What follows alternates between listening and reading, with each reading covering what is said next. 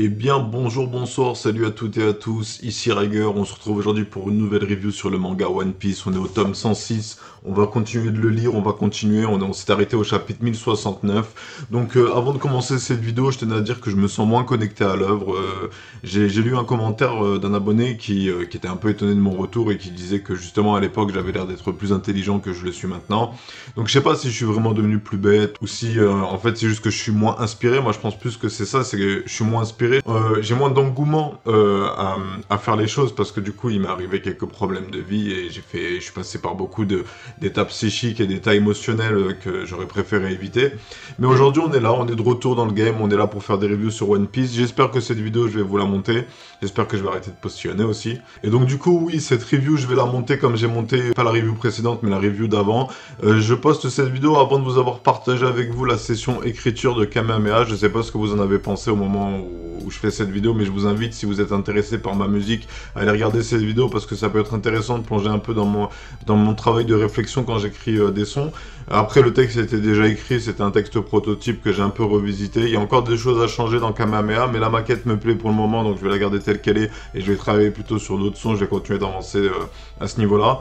J'écris toujours la saga Gaïa, j'ai beaucoup avancé. J'ai eu l'idée d'une scène tout à l'heure concernant l'insertion d'une nouvelle histoire dans mon univers littéraire. J'essaie de faire un peu comme le MCU, de créer plusieurs histoires qui ont lieu en parallèle et qui se reconnectent au bout d'un moment pour un événement dans l'œuvre qui sera nécessaire. J'ai déjà l'événement en tête. J'avoue que j'ai envie d'écrire ces histoires, j'ai envie de faire vivre ces personnages, j'ai envie de partager ces aventures. Donc les premiers chapitres sont disponibles sur Wattpad parce que je partagerai... Ouais, c'était dur à dire. Je partagerai la saga Gaïa sur Wattpad, donc il y a le lien dans la description vers le chapitre Les Immortels pour vous donner un avant-goût de ce que j'écris. Et donc voilà, on est là pour parler de One Piece. Alors One Piece, pour le moment, cet arc-là, Vegapunk, il est intéressant. On en apprend plus sur Diwal Riboni. C'est un peu une surprise que Diwal Riboni soit la fille de Kuma. Je m'y attendais vraiment pas. C'est vrai que j'ai pas réagi à cet instant quand j'ai dit, mais c'était un peu surprenant. Et du coup, Kuma s'était TP, il y avait le CP0 qui était intervenu, et donc là on va reprendre avec la lecture du chapitre 1069, et comme j'ai envie de rattraper les scans assez vite et que j'ai pas envie de perdre du temps, parce que du coup, les informations, il y a des questions que je vais me poser, peut-être que la réponse elle aura déjà été donnée. Donc ce qu'on va faire, c'est qu'on va lire le chapitre 1069 sans plus attendre, et je reviens tout de suite derrière pour vous en faire la review. Allez, c'est parti pour la lecture du chapitre 1069.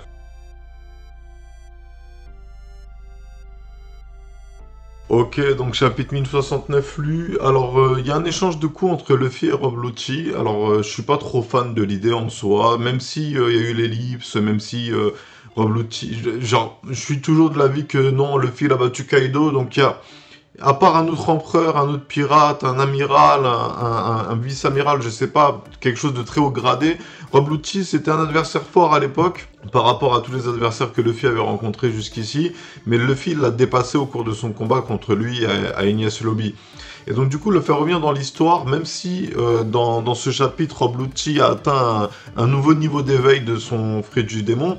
Et je parle bien de nouveau niveau d'éveil de son fruit du démon, parce que dans son combat à Enies Lobby, Lucci avait une apparence un peu plus... les apparences Zoan, elles sont toujours un peu grandes et musclées. Et quand il s'était concentré vers la fin du combat contre Luffy, il avait une forme plus élancée. Et donc du coup, là, il a débloqué encore une fois une autre forme, un éveil de son fruit du Zoan plus poussé, ce qui va lui donner plus de capacités. Il maîtrise aussi les 6 pouvoirs à son paroxysme, donc il a plein de capacités, mais je trouve toujours que Rob Lucci, c'est pas un adversaire intéressant à faire affronter à Luffy. Luffy va, en réalité, il le bouffe. Il n'y a pas de problème à ce niveau-là. Et donc du coup, j'avoue que ce combat-là, il me hype pas vraiment. J'ai mis le MAD en titre parce qu'on va parler de la mini-aventure. Donc il y a le MAD qui est teasé. Alors je crois que le MAD, Audrey, il en avait déjà parlé plus tôt dans son œuvre.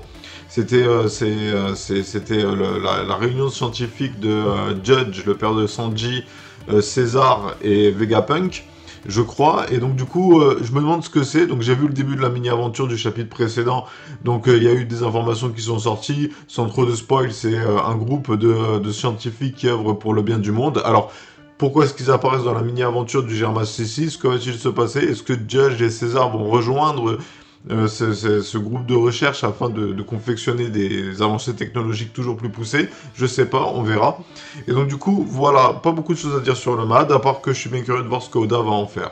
Un autre point que je trouve intéressant de noter, c'était le fait que, en fait, ce chapitre, il y a beaucoup d'informations qui ont été données d'un coup. En fait, je trouve qu'il était un peu trop consistant. En fait, il y a beaucoup de choses qui ont été dites.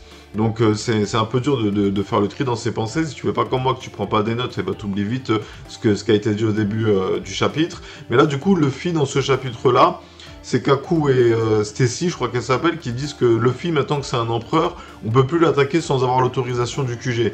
Il faut avoir l'autorisation du QG parce que l'affronter, vu qu'il a beaucoup d'alliés et beaucoup de territoires, ce serait provoquer une guerre contre énormément de personnes et ça pourrait donc vite partir en cacahuète. Donc Luffy, il est protégé par son statut d'empereur. Je trouve ça intéressant que ce soit dit. Même si c'est pas respecté par Robuchi qui fonce tête baissée dans son combat parce que il ne vit que pour le combat et que pour la justice sombre, j'avoue que c'est assez stylé en réalité d'avoir ce petit côté politique qui commence à être impliqué par Luffy. C'est-à-dire peut-être que Luffy fera des sortes de pourparlers, peut-être qu'il fera comme Shanks, hein, que des fois il partira voir des amiraux de la marine pour leur parler. Je sais pas, mais ce que je sais c'est que Oda il est plus dans son épilogue là. Le manga One Piece, ça fait longtemps qu'il a duré. Je pense qu'il est plus proche de la fin que du milieu. Et donc, du coup, j'avoue que ça peut être intéressant à développer. Mais est-ce que ça correspondrait à la personnalité de Luffy d'être diplomate?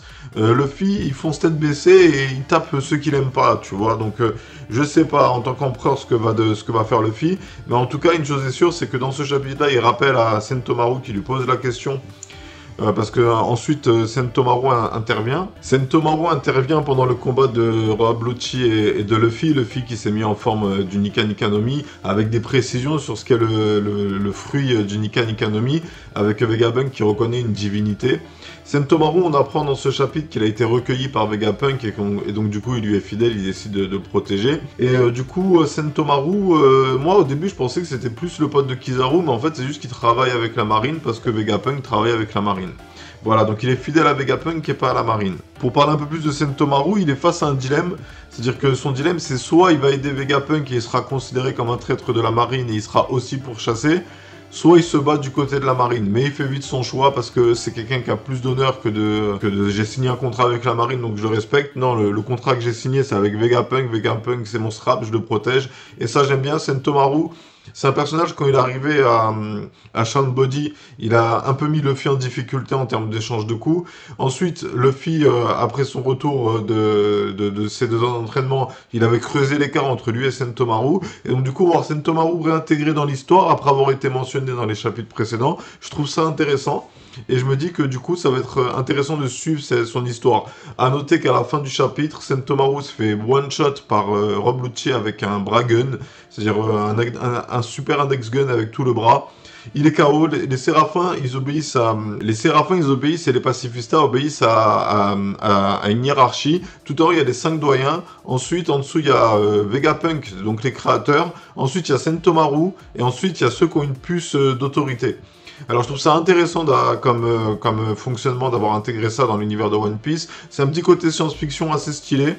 Et du coup, voilà, donc c'est intéressant de noter que pour supprimer l'échelle d'autorité, Rob Lucci, il attaque un peu en tsum tsum Sentomaru. Le chapitre se termine sur ça, et donc du coup, que va-t-il se passer ensuite? Bref, il y a d'autres choses qui ont été dites. Kizaru est en route pour Egghead. Et ouais, il y a Kizaru qui est un amiral. Alors c'est le seul amiral qui est resté amiral depuis l'ellipse. C'est-à-dire il y avait Kizaru, Kuzan, Aokiji et Sakazuki Akainu. Sakazuki et Aokiji se sont affrontés sur Punkazar et c'est Akainu qui a gagné le combat. Et donc du coup Akainu est devenu l'amiral en chef de la marine, rôle qui remplit un peu avec une sorte d'agacement, j'ai l'impression. Kuzan, il se balade à travers le monde en faisant ses jazz et en faisant sa vision de la justice, je pense. Moi, je le soupçonne, j'ai déjà dit dans une vidéo, mais je soupçonne Kuzan d'être chef du SMORD. Et je crois que certains événements plus tard dans l'œuvre du manga viendront confirmer ça, dans le sens où cette hypothèse-là m'a l'air d'être assez concrète, surtout que le SMORD, il a genre, de l'autre membre du SMORD qu'on avait, c'était Jazz Drake, et c'était un membre infiltré dans le monde des pirates. J'en dis pas plus, quand on arrivera à ce stade-là, je développerai un peu plus ça sur Kuzan, mais pour le moment, on va attendre. Kizaru est en route. Kizaru, c'est un amiral intéressant, il a mangé le fruit de la lumière. Je me souviens notamment de son combat contre Marco le Phénix. Marco le Phénix qui au début avait l'avantage dans son combat lors de la grande bataille de Marineford. Puis ensuite, Kizaru avait découvert le point faible du fruit du démon de Marco. Et donc du coup, Marco commençait à se faire dominer. Et ensuite, je sais plus trop ce qui s'est passé, il faudrait que je re-regarde cet arc, et c'est vrai qu'avant je regardais beaucoup les arcs, j'avais beaucoup de revisions et de relectures de l'œuvre, parce que j'étais vraiment fan, hein, j'adorais One Piece, et donc du coup, je bouffais du One Piece tous les jours quasiment. Et donc du coup, voilà, Kizaru est en route, et je trouve ça intéressant, parce que Kizaru, c'est un amiral qui a été mis en avant en Shonen Body. Il creusait l'écart entre les Supernovas, qui étaient la nouvelle génération de pirates, qui étaient censés être les plus déter de leur génération. Il les a mis en PLS les uns après les autres. Et donc du coup, voir si Kizaru, un combat contre Kizaru, peut-être Sanji Kizaru, ça pourrait être intéressant. Voilà, j'aimerais bien voir un combat Sanji Kizaru. Dans un des génériques de l'anime, il y avait ce combat entre Sanji et Kizaru qui avait été dessiné dans l'anime, donc peut-être que c'était un flash forward pour nous dire qu'il va y avoir un combat Sanji versus Kizaru. Ça pourrait être intéressant, mais ce qui pourrait être intéressant aussi, c'est que Kizaru vienne pas seul, et qu'il vienne avec des vice-amirals, et que du coup il y ait des adversaires en plus que le CP0, qui sont des personnages qui ont déjà été vus, qu'il y ait des nouveaux ennemis avec des nouveaux pouvoirs, avec des nouvelles capacités, avec des nouvelles personnalités qui nous soient présentées.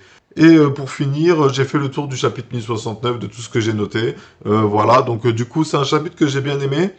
Mais je vous cache pas qu'il me donne pas trop envie de lire le chapitre suivant. Ça a été assez consistant. Je trouve ça... en plus, la vidéo, je dois la monter, la séquencer, tout ça, pour vous éviter les blancs, pour vous éviter les moments où j'avale ma salive, vous éviter les moments où j'hésite, les moments où je bug. Mais il faut que je rattrape les chapitres, mais je me dis que il faut que j'avance à mon rythme. C'est important pour que moi j'apprécie mon aventure One Piece, faut pas que je me force. Donc pour être honnête avec vous, j'ai pas envie de lire un autre chapitre, j'ai pas envie de lire le chapitre 1070. Je vais m'arrêter sur la lecture de ce chapitre-là, parce que du coup ça m'a bien plu. Je vais laisser marmiter tout ça. Rob Lucci versus Luffy, les Séraphins, tout ça, il y a beaucoup de nouveaux adversaires avec Jinbei fait la remarque d'ailleurs dans ce chapitre qu'il est étonné de voir qu'il y a des clones, que ça ressemble aux Shichibukai dans leur jeunesse, et qu'il est étonné qu'ils aient des clones. Et donc du coup voilà, donc le mot clone a été utilisé. Donc peut-être que ce sera développé un peu plus, parce que genre du coup moi je fais le lien par rapport à ce que je sais. Il y avait King et Kaido qui étaient emprisonnés, et il y avait des recherches scientifiques faites sur King. Pour essayer de comprendre c'était quoi ces gènes, parce que King il appartenait à une espèce qui habitait à Marijoa avant que le gouvernement mondial vienne s'installer à Marijoa. Voilà, donc c'est tout pour aujourd'hui, on va s'arrêter là pour la lecture de One Piece. Peut-être que je reviendrai plus bientôt sur le chapitre 1070. Là j'ai eu ma dose de One Piece, c'était assez cool. Le chapitre, moi je suis un peu déçu que Oda ait mis sur un combat Luffy versus Rob Lucci, je trouve pas ça pertinent. Rob Lucci il a plus le niveau, il date trop. Je veux dire, moi les personnages de l'histoire, j'aimerais bien les voir revenir, mais pour qu'ils aient un rôle narratif. En fait, un rôle narratif plus qu'un rôle de revanche. Par exemple, si Kuro revenait dans l'histoire, ce serait pas intéressant que Luffy réaffronte Kuro, ce serait intéressant que Usopp réaffronte Kuro. Mais je pense que Oda, il essaye aussi un peu de se faire plaisir lorsqu'il dessine des combats, lorsqu'il dessine des scènes, il essaie de s'amuser dans son œuvre. Et ça, je peux tout à fait comprendre que si ça l'ennuie d'être trop sérieux et trop mature dans ce qu'il écrit, dans ce qu'il raconte, et qu'il a juste envie de se lâcher et de faire plaisir à ses fans, je peux comprendre que ce petit combat Rob Lucci-Luffy, il y avait eu cette hype autour de Rob Lucci, le retour depuis Dressrosa, il a apparu dans des films et tout. J'ai pas vu le film Red, et je pense pas que je le regarderai avant d'être à jour dans One Piece. Et donc du coup voilà, on va s'arrêter là pour aujourd'hui. C'était Riger, je vous remercie d'avoir suivi cette vidéo. Si vous avez des hypothèses, des commentaires, des avis à partager, n'hésitez pas à le faire en vidéo, je les lis, et on peut réfléchir, et ça m'aide à mieux préparer les prochaines vidéos. J'espère que cette vidéo vous aura plu, et si c'est le cas, n'oubliez pas le like, n'oubliez pas de vous abonner, n'oubliez pas de partager. Et moi sur ce, je vous dis à bientôt pour plus de vidéos, prenez soin de vous et faites pas de bêtises. Tchuss.